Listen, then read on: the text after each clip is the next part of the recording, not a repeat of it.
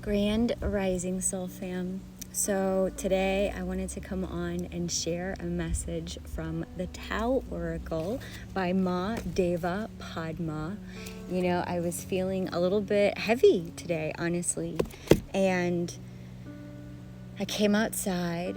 I brought my dog out, and my dog just took up real estate in a sunny spot and just reminded me how important it is to do that.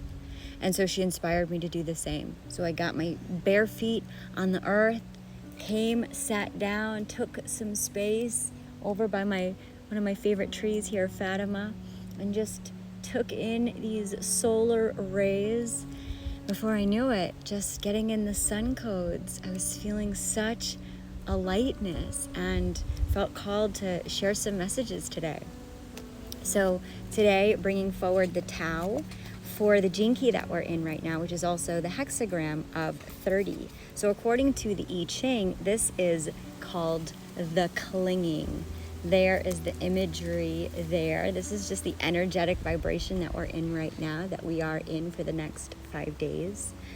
And it says a couple of keywords: fire, illumination. We just had this beautiful full moon in Leo yesterday. Inspiration, devotion, an all-consuming passion. This is the gene key of rapture, regeneration, spirituality, virtue, and enlightenment. So I'm going to read from Ma Deva Padma's Oracle deck just a little bit about this hexagram, and then we're going to read the changes, all 6 lines. If you have gene key 30 in your hologenetic profile, then you may identify with 1, maybe 2 of these lines. Or if you feel a resonance with this video, you may identify with the lines. For when we have gene keys in our hologenetic profile, we'll have 30 dot, and there will be a number after that, a line 1 through 6. Here's where we're sharing an oracle of those lines. So here we go. The clinging. The message here is to consider the qualities of fire and its dual nature. On the one hand, it provides warmth and illumination that disperses darkness, revealing the hidden. And on the other hand, it's capable of ruthless destruction. It defines, brings clarity, is brilliant and beautiful, and can be utterly enchanting, or alternatively can be all-consuming, difficult, and voracious in its appetites. The climate usually associated with fire is bright, hot, and passionate, yet in some instances it can be experienced as cool and passionately dispassionate. It's dangerous in its apparent ability to mesmerize while it's consuming, to the point where the consumed is eliminated, devoured by its own attraction, like the moth in the flame.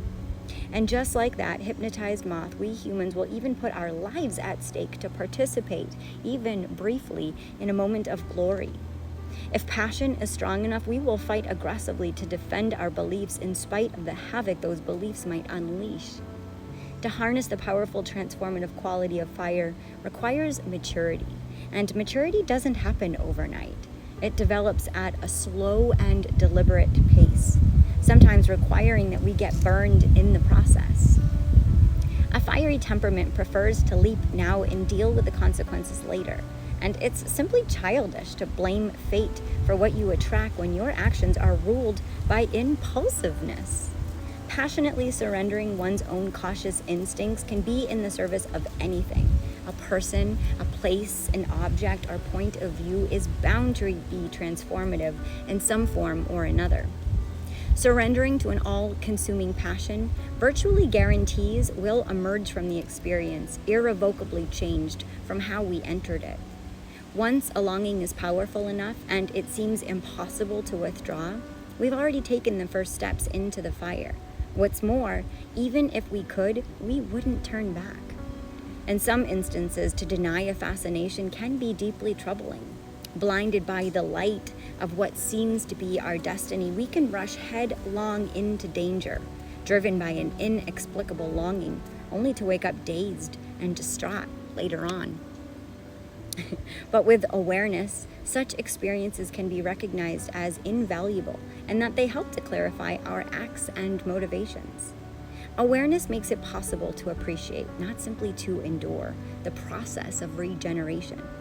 If you feel as though you're standing in fire now, respect its capacity to cleanse and purify as it burns off whatever has become extraneous and burdensome in your life.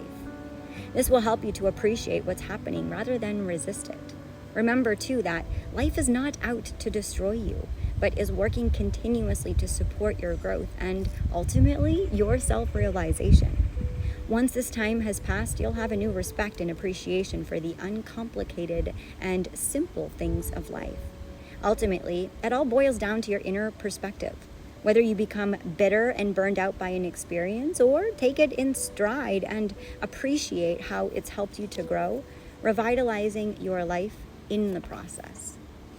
So here are the changes. Bottom line, line 1. It is just in those moments that you're tempted to throw all caution to the wind that you need to be extra alert and willing to take responsibility for your choices. The moment when a tumultuous situation is beginning to unfold can sometimes be the best time to take a step back and to watch and see where it's going before you leap in with both feet. Be aware of the temptation to see what's facing you as your destiny. That's often just a costume for what's actually your temptation, and the test could very well be your ability to turn aside before it gets too hot for you to handle. Line 2.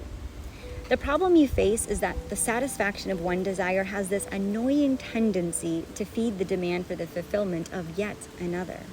After plenty of disappointments and frustration, the realization eventually dawns that you can never be nourished by ignoring the whispered truth of the inner voice that says enough. Line 3. We all know when we go past the prime, it is time to cut it out, release the burden, let it go. Namaste. Line 3. Honoring the path of truth may sound like an impossible ideal as distant as the far horizon, but in real time, it's only as far as the next step. Opening to the guidance that emanates from how you are feeling in the here and now is all you need to do right now. When you adhere to the inner guidance of your heart, you can easily learn from mistakes and you're less likely to be thrown off balance by external influences. Line 4. The moth beating against the window in an effort to reach a lighted candle inside the house does nothing but exhaust itself. Better to devote your attention to increasing your awareness and not self-remembrance.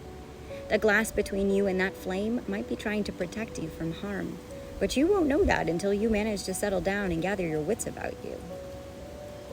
Line 5. When what you have known is burned to ashes, it can cause tremendous sorrow at first. But in your grief, don't forget the forest always sprouts new growth after a fire, and the scorched meadow will bring even more flowers in the coming spring. Top line, line 6. You may find yourself now in the position of being the only one who can perceive the nourishing and revitalizing potential in what seems to others to be an unhappy situation.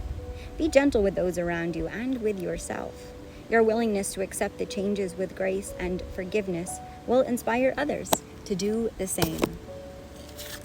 The clinging. How much do we cling to the need to be right, to the need to be powerful, to the need to share our story, and all of it's important. Sometimes we can just take in the data directly from the sun as our power source, and we don't have to manipulate data and create sources of power with people, with dynamics, with politics, with stories from the Super Bowl. While it's important, it's also important just to come out, put our feet on the ground, and purify from all them stories. Sending you so much love this week. Namaste.